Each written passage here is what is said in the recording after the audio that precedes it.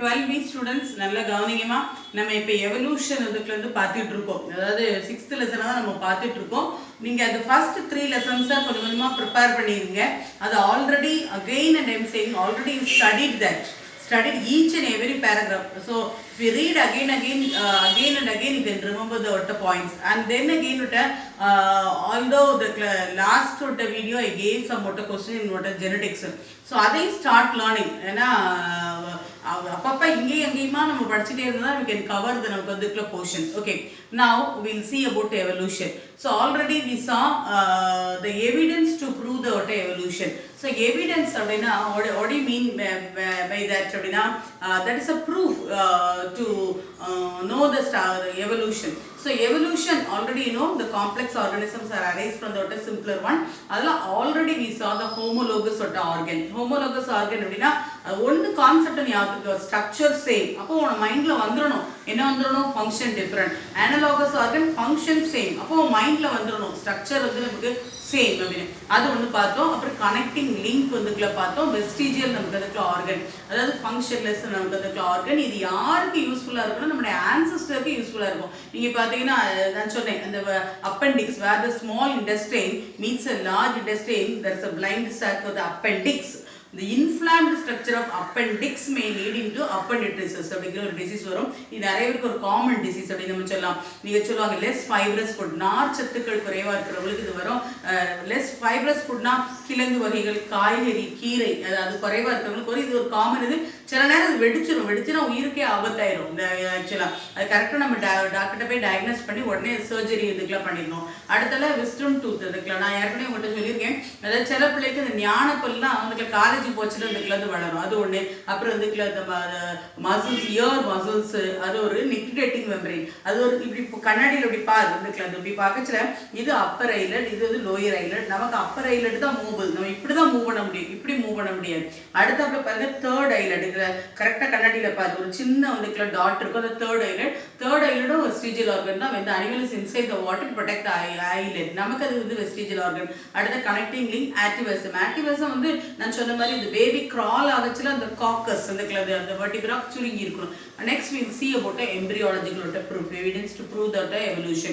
Embryology, the study about the development is only called what the embryology. So embryological proof என்ன சொல்லுது நம்ம பார்த்தோம். அதாவது கிளாஸ் ஃபிஷஸ்ல இருந்து amphibian, then reptiles, apes and mammals அப்படின்னு போவோம். Then again the fishesல we have 2 chambered heart. அடுத்ததுல amphibianல 3 chambered heart.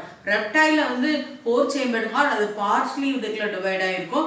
Then again நமக்கு apes and mammals 4 chambered heart, 2 auricle and 2 ventricle, right and left auricle, right and left ventricle அப்படின்னு நம்ம சொல்றோம். இதுல இருந்து evolution நடந்திருக்கு அப்படிங்கறத நம்ம வந்துக்குள்ள என்ன செஞ்சிரலாம் கொண்டு வந்துடலாம். அதுக்கு பிறகு இதுல யாரு ஒரு எர்னஸ்ட் ஹெக்கேல் அவர் என்ன சொல்றாருன்னா he would explain the biogenetic law or recapitulation law அப்படி.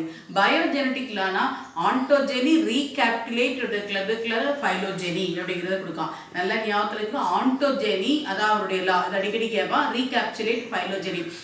ontogeny, recapitulate, phylogeny னா என்ன மீனிங் அப்படின்னா the life history resemble the adult stage.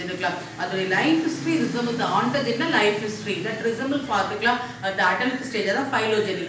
ontogeny, recapitulate, phylogeny. இப்போ நம்ம பார்க்குறோம் yolk sac and then again pharyngeal pharyngeal gills, இதெல்லாம் வந்து that's an example for what நம்ம இதுக்குள்ளது when it take that's a main example for biogenetic law. எப்படி நம்ம சொல்லலாம்னா இப்போ frogல நீங்க பாருங்க they have the gills, the adult frogல tadpole gills இருக்கு, larval stages of frog, and adult வந்துக்குள்ள frogல gills இருக்கு, அது ஒண்ணு.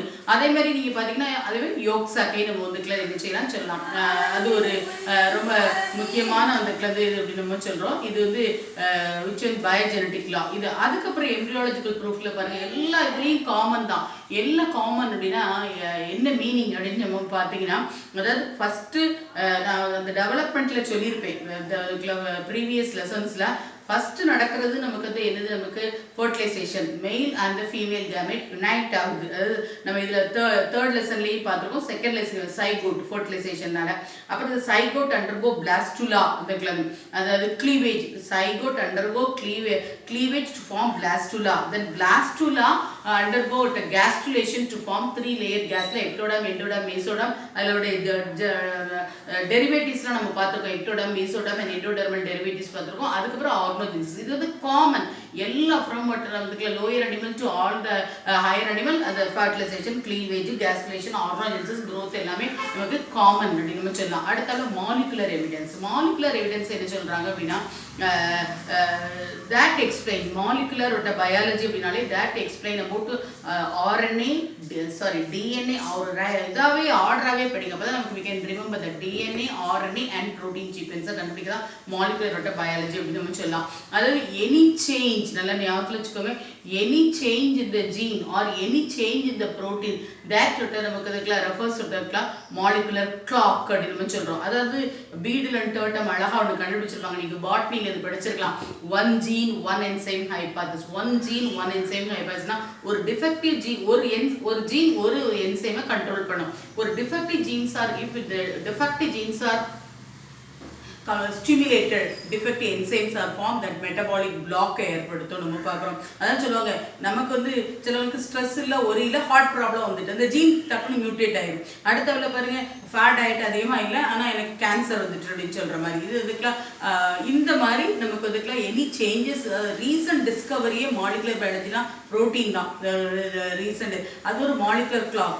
அதை வச்சு we can able to know about respiratory path, respiratory enzymes எல்லாத்தையும் கண்டுபிடிச்சிருக்காங்க. இதான் evidence to prove the evolution. அடுத்தாப்புல என்ன கான்செப்டுக்கு நம்ம வரோம் அப்படின்னா, அதாவது லமார்க்.